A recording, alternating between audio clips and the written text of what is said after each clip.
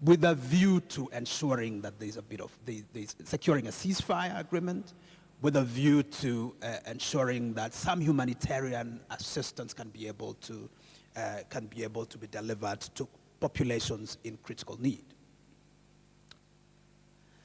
Of course, it became clear after a few days that that mission was not going to succeed, because the initial intention was that these three leaders, President Key, President Guled of Djibouti, and President Ruto, would be able to go to Khartoum and be able to engage with these two leaders, but the security situation escalated to a level where it became completely impossible for that to take place. Following that impulse, or that inability to make progress, further meetings were held, culminating in a physical meeting that was held in Djibouti, at which meeting there were several issues. The first issue in Djibouti was that, given that IGAD was considered to be the most critical intervening institution, the question then was the leadership of IGAD. At that point in time, Sudan itself was actually the chair of IGAD, and so that presented the first major challenge.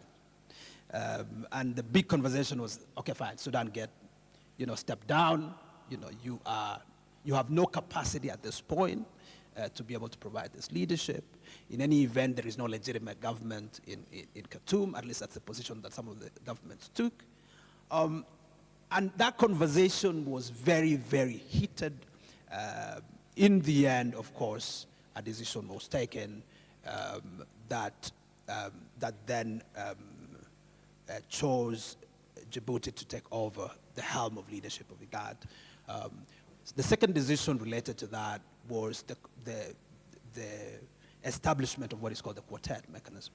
The quartet mechanism is really about, again, the heads of states providing leadership in terms of outreach.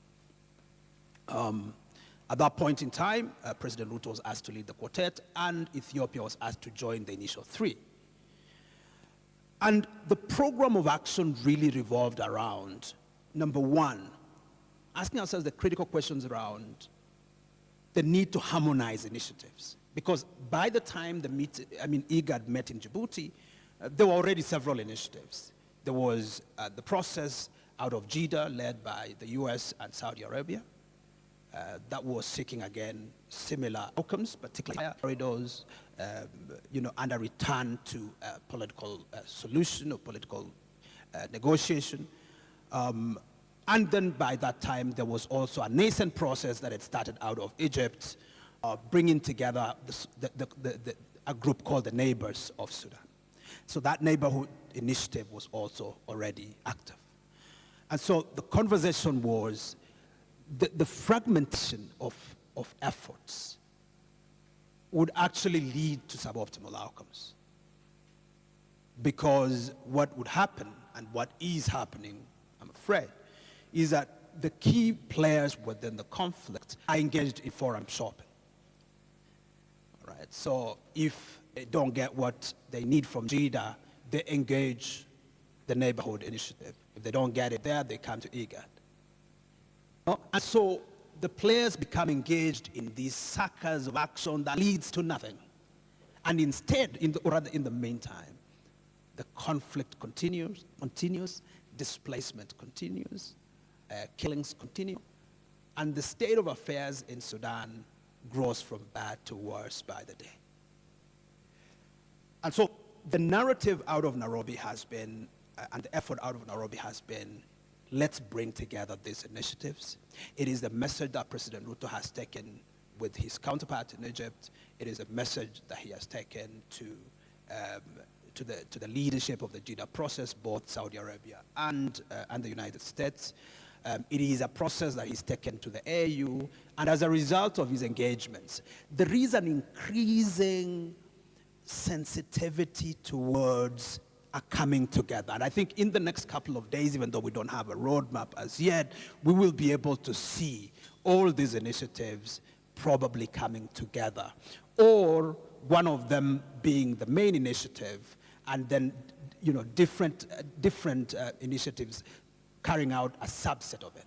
And so say, for example, IGAD running with the political process, or providing leadership with the political process that seeks to bring to the table these players, but also bring to the table the civilian voices, because we cannot have a credible peace without civilian participation.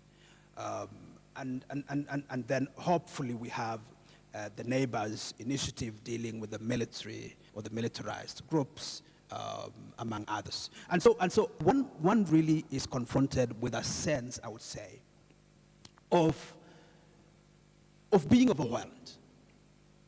You know, a sense of feeling that there is so much to be done, but what is that critical entry point that would lead to success? What is that critical indicia of success from where we are right now? The focus out of New York, because I attended a meeting on the sidelines of UNGA convened by the UN, the focus there really appears to have been humanitarian assistance, which is important. But that's really just one of the subsets, because without resolving the conflict, we will continue to spiral, this humanitarian challenge to a level where it becomes completely uncontrollable. And so we must go back. We must push the players towards a real ceasefire, and and ensure that there has to be some negotiation, beginning to take place. And that will be the push that will take forward in the next couple of months. I really don't want to say so much. I've already exceeded the minutes that Dr. Mills took. I've already warned, luckily, that I will not be brief. And I'm really grateful for the opportunity to share these thoughts. What I want to finish with is to assure us that Kenya stands in complete solidarity with the people of Sudan in their search for peace. Number two, that Kenya is willing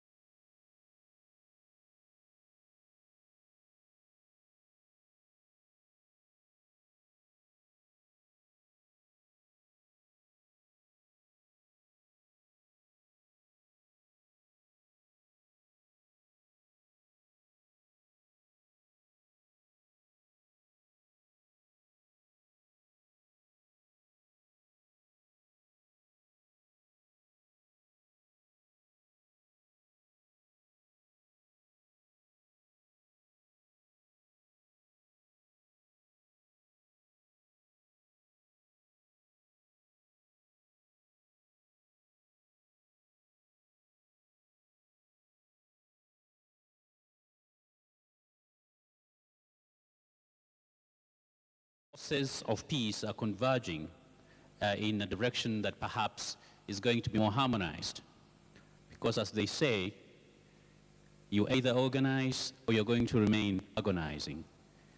And we elect to organize as forces and actors who are working towards peace. Now, at this stage, I would like to invite you to a photo session. It's something with workshops and conferences as often. Some people may have to report back to their capitals. Here is evidence that we actually were part of something, and we didn't go to hang out in Nairobi National Park, but we were busy working. Yes, and which you should For those who haven't gone there, it is a beautiful place, but I advise you go early in the morning before the lions, run away to go and hide in the shade. So as you're here, our associate will guide us for the photo session. I would like all of you to come with us. Our Principal Secretary, kindly, we would really be happy if you can join us. We know you are very busy. Yeah, but we would appreciate that. Asia, can you please guide us?